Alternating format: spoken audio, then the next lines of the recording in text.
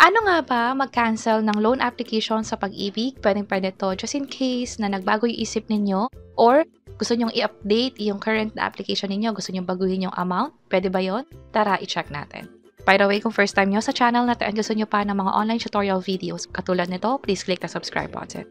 Ito yung Pag-ibig app kung saan pwede ka mag-apply ng loan online katulad ng sa multipurpose loan or sa calamity loan.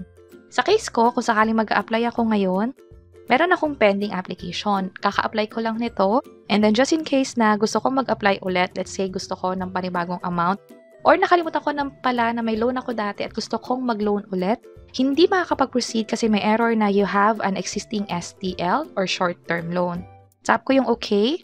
And dito nga pala sa app, may option ka na i-cancel yung Pag-ibig loan mo. Sa case ko, kaya gusto ko siyang i-cancel para nga naman baguhin yung amount kasi nung una, ang gusto ko lang i-loan ay 5,000 pesos. Pero halimbawa, gusto ko na siyang baguhin, gagawin ko ng 10,000 pesos or mas lakihan pa yung loan. Halimbawa, 20,000, depende kung allowed doon sa contribution ninyo. Ang pwede kasing i-loan sa Pag-ibig ay 80% ng total accumulated value o yung total na naipon nyo na sa Pag-ibig. Sa case na to, andito yung mga detalye. Scroll down ko lang sa pinakababa.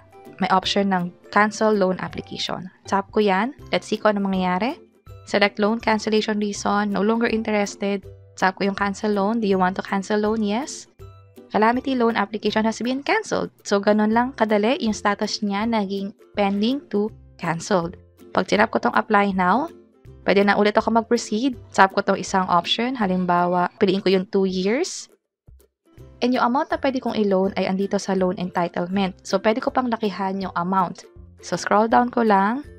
Gagawin ko na tong, let's say, 10,000. So, kapag ganyan, pwede na ako mag-proceed. Mag-a-apply lang ulit ako.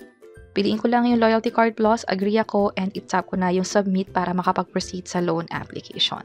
So, ganun kadali mag-cancel ng loan dito sa Pag-ibig. Nakita natin na wala naman naging issue or error sa pag-cancel. Madali lang din siyang gawin. And just in case na katulad ko, nang kamali kayo ng amount na gusto mong i-apply or nagbago yung isip niyo, pwede nyo i-cancel and mag-apply ng panibago kung saan nandun na kung magkano ba yung gusto nyo talagang utangin sa Pag-ibig. Sana nakatulong tong video na to. Kung oo, pakiclick ang like button at para sa iba't ibang mga tutorial videos, pwede nyo i-check itong mga nasa baba. Sana makatulong and see you sa mga next videos. Bye-bye!